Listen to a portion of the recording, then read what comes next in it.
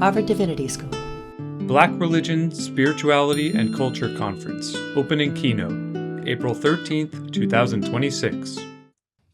Welcome, everyone. And thank you for joining us here at Harvard Divinity School for the 2026 Black Religion, Spirituality, and Culture convening. And thank you to everyone who helps to bring these types of events to life. Our brilliant students, co-chairs, Elijah Gibson Davis and Maya Peel, our amazing staff headed by Katie Caponera for this event, our Director of Student Life, and to each of you for sharing the time and attention needed to engage in these vital conversations. We have a full program today, so I'll be brief with my welcome remarks. That said, I am, first and foremost, a professor and cannot miss an opportunity to truly share a bit of history while standing at the front of this room. Today's theme, Standing at the Watchpost, Womanist Vision, Interpretation, and Leadership, is of particular interest here at HDS. In the 1970s, the Women's Studies in Religion program here at the school came into clearer focus thanks to the advocacy of students and community leaders. The very first WSRP, Women's Studies in Religion program research associate, Sheila Walker, joined Harvard Divinity School to focus on African and African American religions. This space and Walker's leadership helped set the stage for the womanist theology movement with a more intersectional approach to the study of religion and education more broadly. As many of you know, prior to the 1980s, feminist theology centered white women, while Black liberation theology was led primarily by Black men. Building on Alice Walker's definition of womanism in her 1983 book, Standing at the Watchpost, Womanist Vision, Interpretation, and Leadership, scholars began using this lexicon when exploring perspectives of theology and ethics that center Black women. Several of the scholars who were instrumental in developing the field of womanist theology joined the Harvard community as some of the first WSRP research associates. Dr. Jacqueline Grant, Dr. Cheryl Townsend Jilks, Dr. Dolores Williams, the late Dr. Nellie McKay, and the late Reverend Dr. Katie Geneva Cannon. They each found space to develop their ideas through the WSRP in the 1970s and 1980s. By connecting with scholars and community leaders across various boundaries, they amplified critical research that would provide the foundation for this transformative area of study. Today, we see students and scholars honoring this history by pursuing and advancing education, as we indicate in our Harvard Divinity School vision statement, in service of a just world at peace across religious and cultural divides. And so it is a true honor to welcome some dear friends and colleagues to help us further engage the questions, concerns, and insights brought by womanist thought and praxis. In closing, I would like to share a quote from the very book by Alice Walker that inspired the womanist theology movement, from In Search of Our Mother's Gardens, Womanist Prose. What is always needed in the appreciation of art or life is the larger perspective. Connections made, or at least attempted, where none existed before, the straining to encompass in one's glance at the varied world, the common thread, the unifying theme through immense diversity, a fearlessness of growth, of search, of looking that enlarges the private and the public world. And yet in our particular society, it is the narrowing view of life that often wins. You are here today to ensure that the appreciation of art and life stays connected to the larger perspective, to connect in service of fulfilling the promise of a better future for all. Thank you for taking the time to be here with us today. I'll turn it back over to Maia.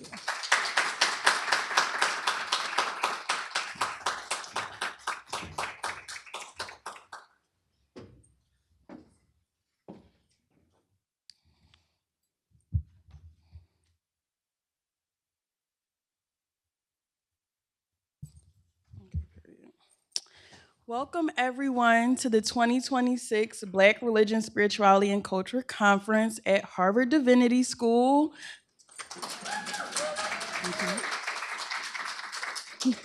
Thank you.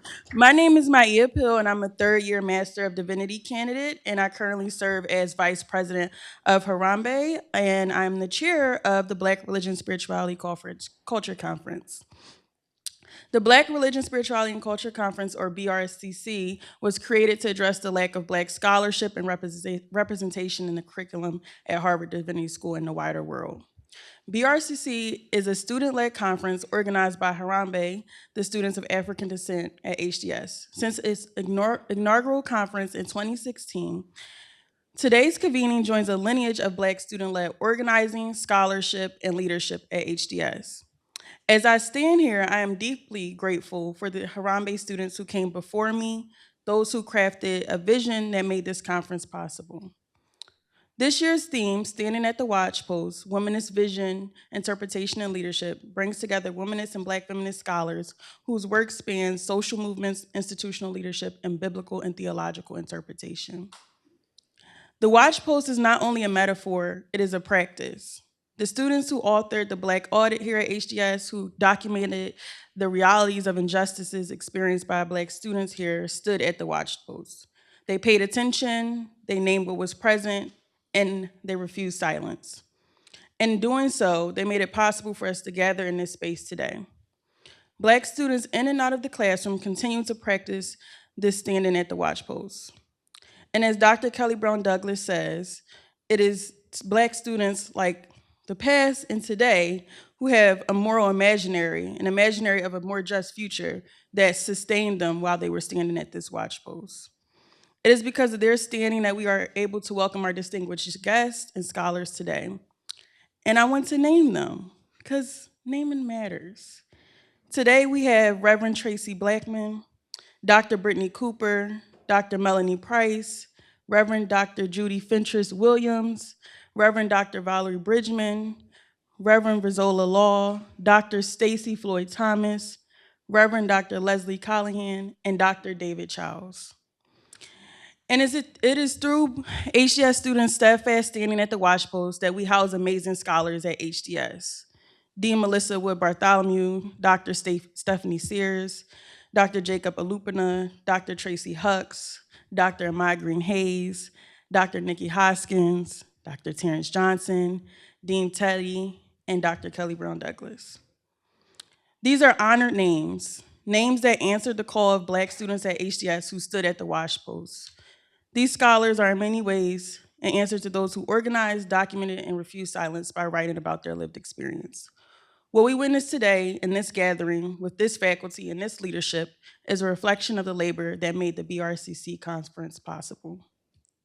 And it's because of that same lineage that we stand under the leadership of the first African American woman dean of Harvard Divinity School, Dean Marla Frederick.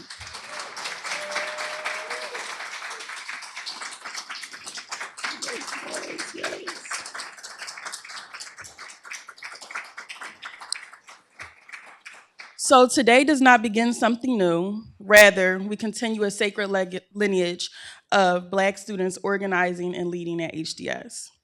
Before we move into today's program, I would like to offer a few acknowledgments on behalf of the BRCC committee. Thank you to Dean Marla Frederick for your guidance and leadership in bringing this conference to life. Thank you to Dean Melissa Wood Bartholomew, our Harambee faculty advisor, for modeling what it means to build community while remaining committed to truth and reconciliation. Thank you to Katie and the Office of Student Life. They handle everything. They make our life easy. And to our esteemed guests and scholars, thank you for sharing your time, your insight, and your commitment to this work. And to everyone gathered here today, thank you for choosing to be present in this space of collective reflection and responsibility. And to my beloved BRCC committee, Please rise when I say your name, okay? These are amazing students. Elijah Gibson Davis, Casey Baldwin, Ediseke, Armand, and those who will not rise in a few are probably working: Candace, Naomi, Caleb, and Christy Linder. I'm deeply grateful for each of you. Yes, yes, okay.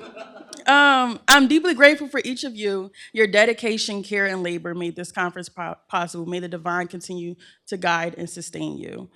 Um, Oh, I thought we said something. So we will continue with our opening session, and I will following me will be a scriptural reading by Elijah Gibson Davis that grounds the conference, and then we will move into our Sankofa word presentation and conclude with a keynote by our visiting professor of theology, Reverend Dr. Kelly Brown Douglas.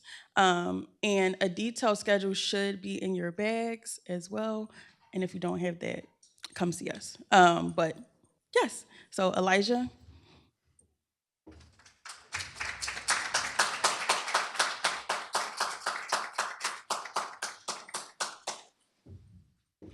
Good morning. I am Elijah Gibson Davis, and I will be reading our sacred text meditation. Open your hearts with me. I will stand at my watchpost and station myself on the rampart. I will keep watch to see what he will say to me and what he will answer concerning my complaint. Then the Lord answered me and said, write the vision, make it plain on tablets so that a runner may read it. For there is still a vision for an appointed time. It speaks of the end and does not lie. If it seems to tarry, wait for it. It will surely come. It will not delay. Habakkuk 2, 1 through 3. At this time, I'd like to welcome Professor Kelly Brown Douglas to lead us in our keynote.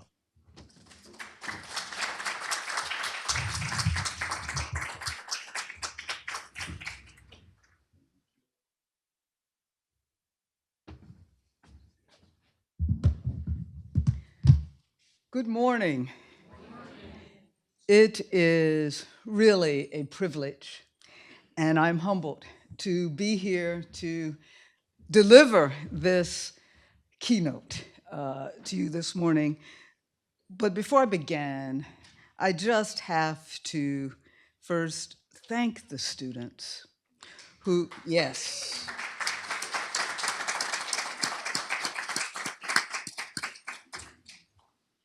Not only have they pulled together a magnificent conference and gives me the opportunity to catch up with friends and colleagues. I thank you all for that. But they each day make me, and I'm sure all of us, each of us who have the privilege to be on this journey, learning journey with them, makes us better. I'll say more about that shortly.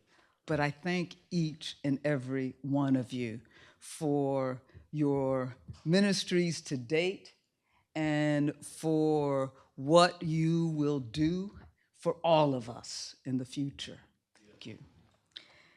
It is also just, I wouldn't be here without Dean Marla Frederick.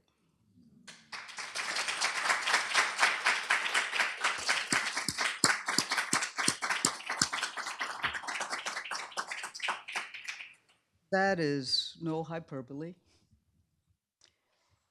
in many ways. Long before I had met Dean Frederick, long before she was dean, I used her work. And her work informs my early work, helping me to understand better that which I wanted to say about Black faith, about Black women in the church, about the Black church. And so when I finally had the chance to meet her, I was fangirling. And then who knew that she would give me the opportunity to continue to teach and to do what I love to do. And she has made that possible for me here. And so I thank you for that.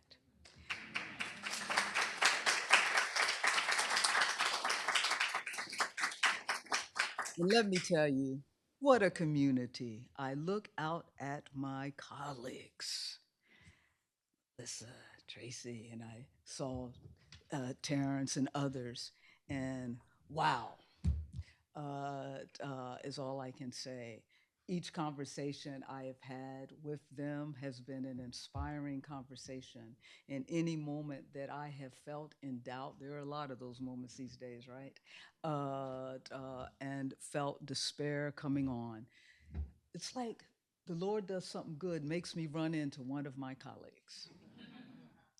And I am inspired. I'm inspired by your presence. I am inspired by your work. I am inspired by your very persons. Thank you. So, yes, they deserve that. So now let me begin.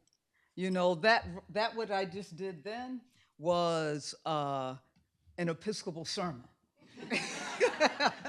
So be ready for me to sit down.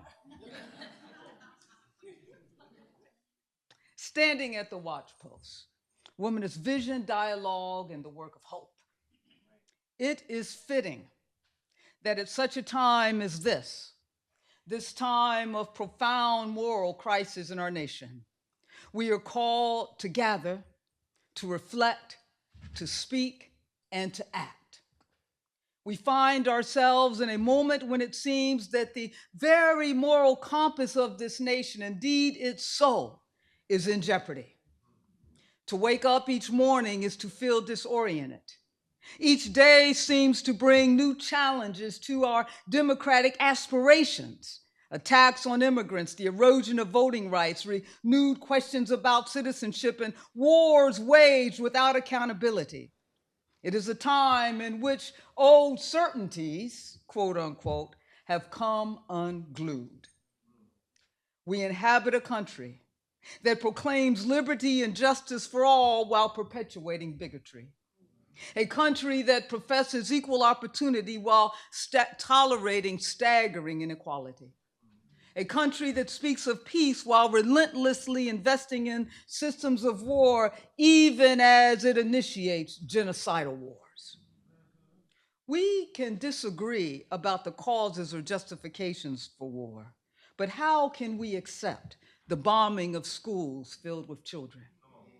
We can debate immigration policy, but how can we tolerate people being yanked off the streets in conditions in which children are held in detention?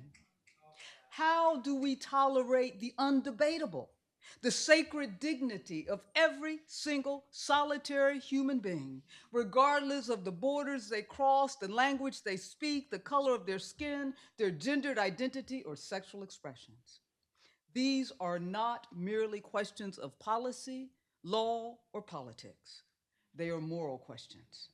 They are spiritual questions. They are questions about who we are and who we are becoming.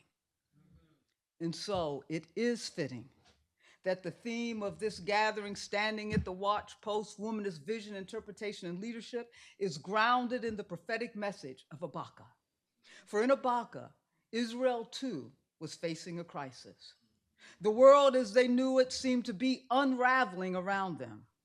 And so the prophet enters into a dialogue with God that begins not with certainty or praise, but with complaint and lament. How long, O Lord? How long?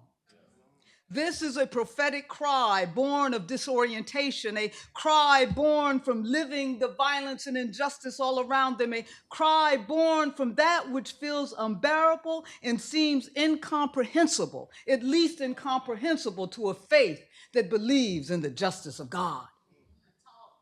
Yes, it is fitting that such a text would frame a womanist conference, because in times of crisis in this nation, it is Black women who have often led the way in not only trying to save our aspiration for a just democracy, like the 92%, but have also provided a moral compass, even as Black women have always suffered the deepest realities of pain, dislocation, and disorientation.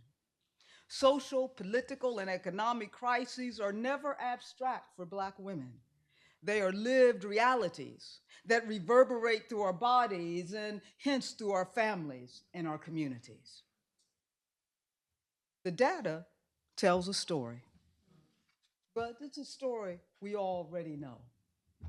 In 2025 alone, more than 300,000 Black women were displaced from their jobs.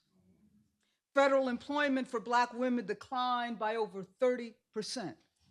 Even college educated Black women experienced some of the sharpest employment losses. Historically, Black women have faced unemployment rates consistently higher than their white counterparts, as well as higher, of course, than that of white and Black men. And during periods of so called recovery, our progress lags far behind those groups. This is not incidental, it is structural. Black women's oppression has long encompassed three interdependent dimensions: economic exploitation, political marginalization, and ideological dehumanization. Our labor has been essential to the functioning of US capitalism, even as that labor has been devalued. Our political rights have been denied or challenged, even as we uphold a democracy.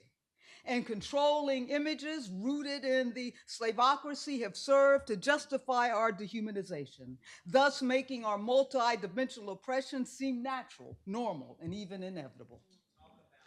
Even young Black girls are denied the protections of childhood innocence. As a Georgetown University report, Girlhood Interrupted, reveals, Black girls are perceived as less in need of nurturing, more adult-like, and more knowledgeable about adult things than their white peers. In this respect, the Watchpost is not something Black women arrive at in adulthood. We are placed upon it early, compelled to see, compelled to endure, compelled to interpret a world that often refuses to see, respect, or affirm us. And so the question emerges, what does it mean in this time of ours to stand at the watchpost? I want to suggest in this brief time before me that standing at the watchpost from a womanist perspective involves engaging in a series of intersecting dialogues: a dialogue with the past, a dialogue with the present, and a dialogue with the future. These are not separate conversations. Rather, they reflect a simultaneous and continuous dialogue, each one dependent upon the other, culminating in a call to a vision, a call to hope. So, what do these dialogues look like? One of the first things that struck me when I first encountered Alice Walker's definition of womanism in Search of Our Mother's Garden was the generational dialogue between a young girl and her mama. In one exchange, the young girl declares, "Mama, I'm walking to Canada and I'm taking you and a bunch of other slaves with me." And Mama replies, "It wouldn't be the first time."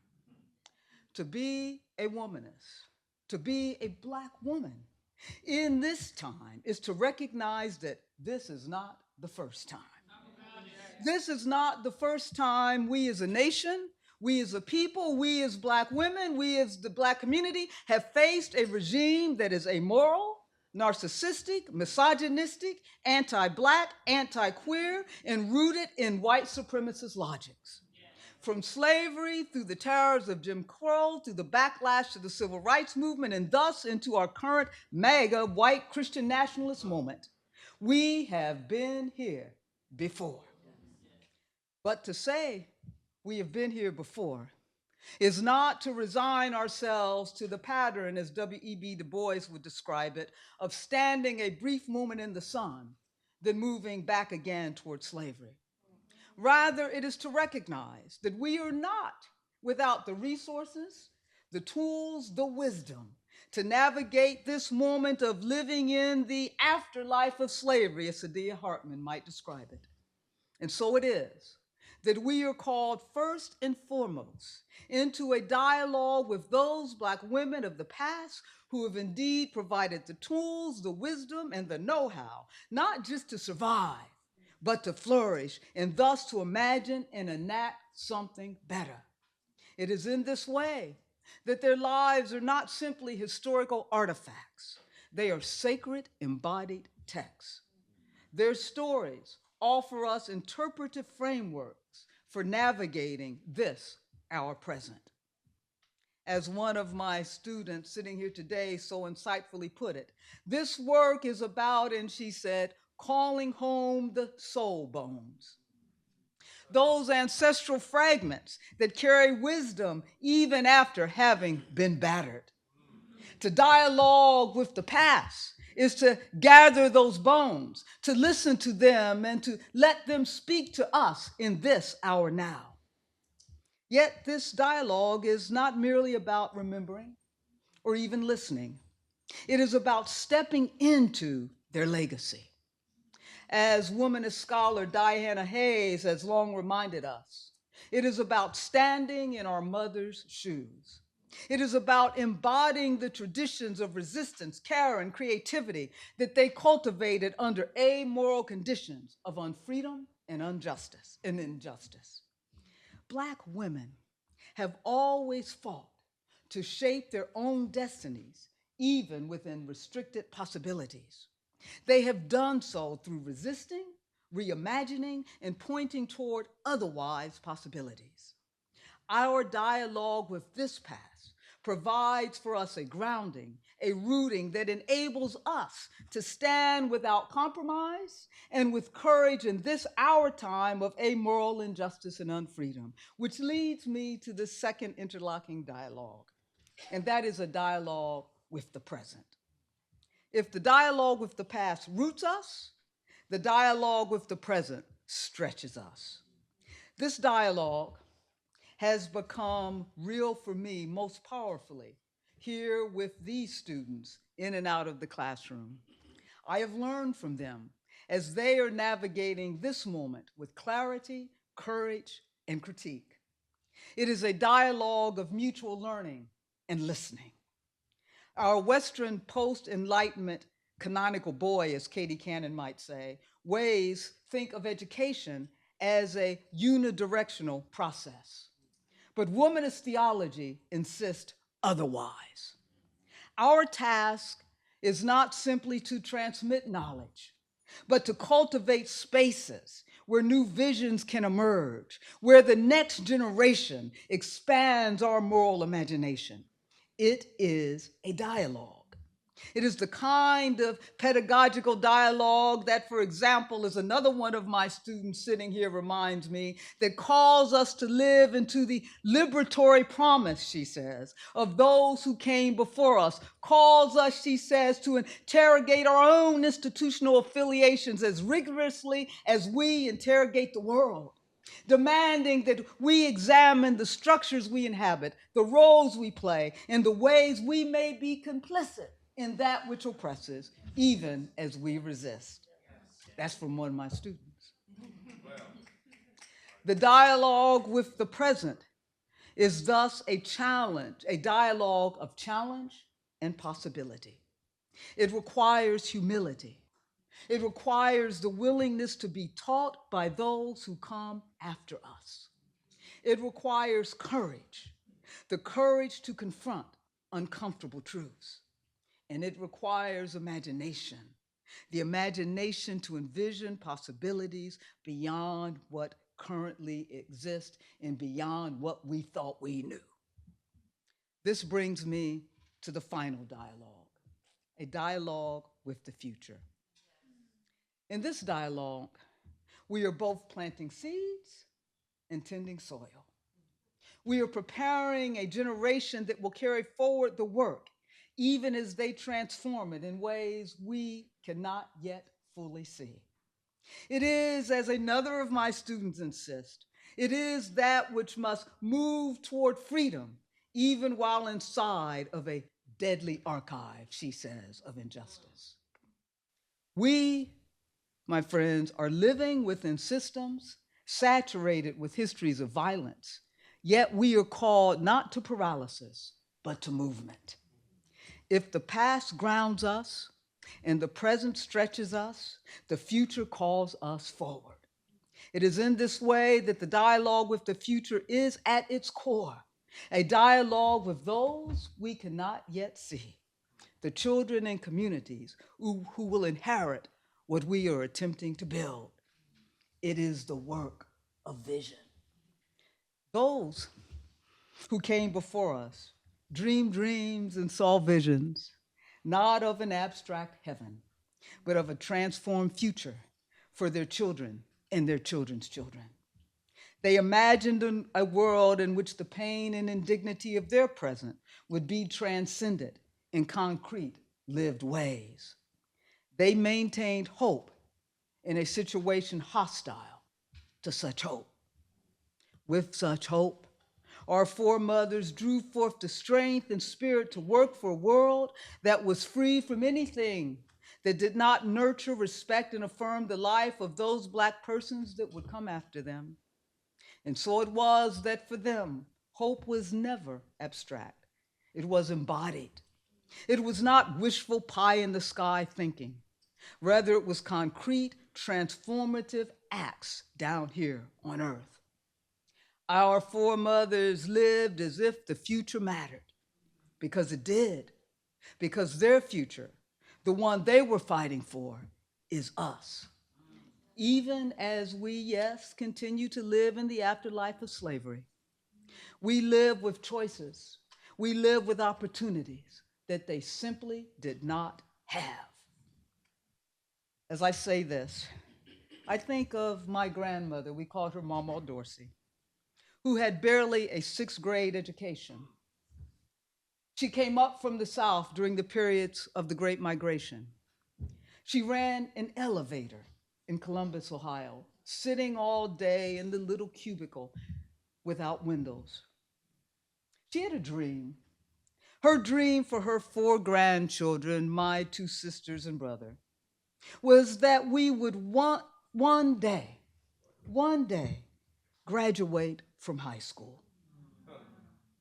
And so, with hope, she worked hard and put aside money from her meager paycheck that her 4 grandchildren were to receive upon receiving our high school diploma. She died young from a brain aneurysm before she could see the measure of her hope come true. And so, to engage with a dialogue with the future is for us to ask, what are the seeds we are planting? What is the highway in the middle of the wilderness that we are throwing up for those who come after us? What visions are we daring to hold, even when the present seems to deny their possibility? What is the hope we are enacting? The Black women of our past were the hope for our present. And so it is that we must be the hope for our children's and their children's present. For here is the thing. To give up on hope is to relinquish what was passed down to us from our forebears. It is to betray the legacy that connects past, present, and future. Again, hope in the womanist tradition is not passive optimism. It is an active commitment to the otherwise possibility of radical transformation, even in the present. And so back to the beginning, back to the Watchpost. These dialogues, past, present, and future, converge in the image of the Watchpost. In Habakkuk, the prophet declares, I will stand at my watchpost and keep watch to see what God will say to me. This is not a posture of passivity. It is rather a posture of disciplined, determined attentiveness. It is a commitment to seeing clearly, to listening deeply, and to responding faithfully. The Watchpost is about nothing less than claiming agency in a time that tries to make such agency utterly impossible. To stand at the watchpost in the womanist tradition is to engage in an active watching. It is to watch for the ways in which God's justice is already breaking into our unjust reality, and then to partner with God in making that justice grow. We are summoned to become co-laborers with our gods in the ongoing work of justice. We are called to embrace, embody, and enact the otherwise possibilities that we seek. This means living our lives both publicly and privately in ways that reflect the subversive practices of our foremothers. Standing at the watchpost means nothing less than refusing to be compliant with, silent in the face of, to despair or be afraid, to act in resistance in the face of the amoral regime of this our time. I can't say it enough. The watchpost is not a place of waiting. It is a place of acting. It is where vision is sharpened, language is clarified, and ethical courage is sustained. It is where we hold together the wisdom of the past, the urgency of the present, and the promise of the future. It is where we commit ourselves again and again and again to the work that is hope. And so I end here. We stand with those who came before us, calling home the soul bones. We stand with those beside us, listening, learning, and laboring together. We stand with those who will come after us, daring to imagine a world beyond what is. And in standing, we refuse despair. We enact hope. We claim vision. For it would not be the first time that Black women, standing in the midst of chaos, have seen beyond it and helped to bring into being a world otherwise. This is what it means to stand at the watchpost in this our time. Thank you.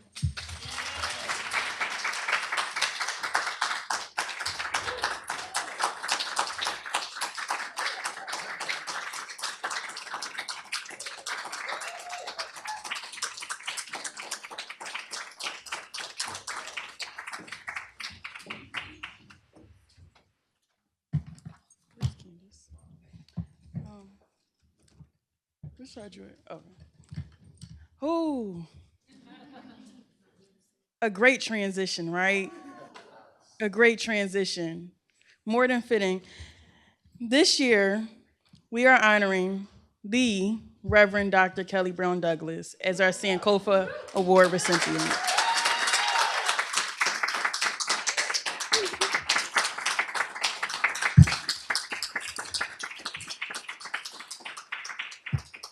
The Sankofa Award is presented to a faculty or staff member who has demonstrated a sustained commitment to the Black community at Harvard Divinity School, though she stretched wider than HDS.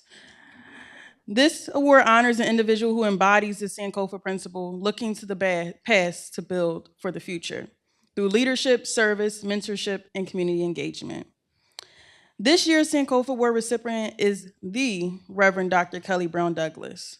She joined HDS in the fall of 2024 as a visiting professor of theology. Her first course, Exploring the Moral Imaginary Through Black Women's Fictional Literature, ignited the minds and spirits of students through literature.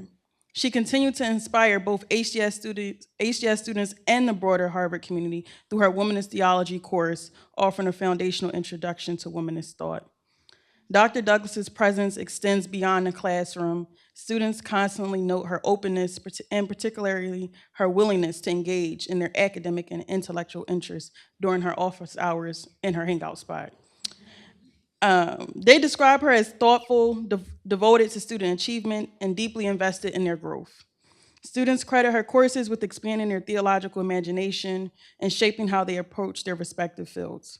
Whether in a classroom, on a panel, in a keynote address, in her office, or in shared community spaces, Dr. Douglas continues to make a profound impact on the lives of students at Harvard Divinity School. Harambee and the Black Religion, Spirituality, and Culture Conference is honored to recognize Dr. Douglas's dedication to student education and development. And personally, I'm proud that I got through this without tearing up because she knows. I'll just say that. So please join me in honoring the Reverend, the Canon, Dr. Kelly Brown Douglas.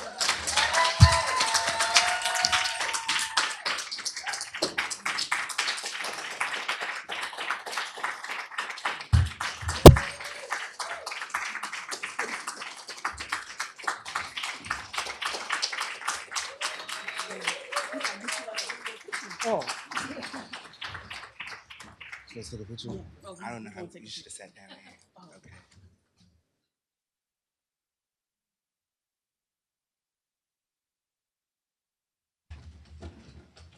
all I can say is you've made me tear up, and I don't cry.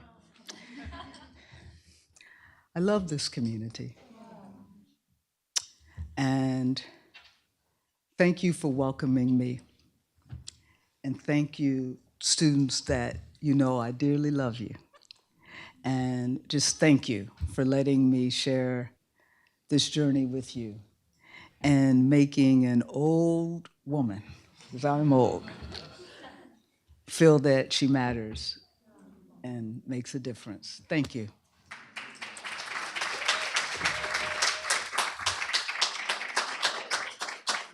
Sponsored by Office of Student Life at Harvard Divinity School. Copyright 2026, the President and Fellows of Harvard College.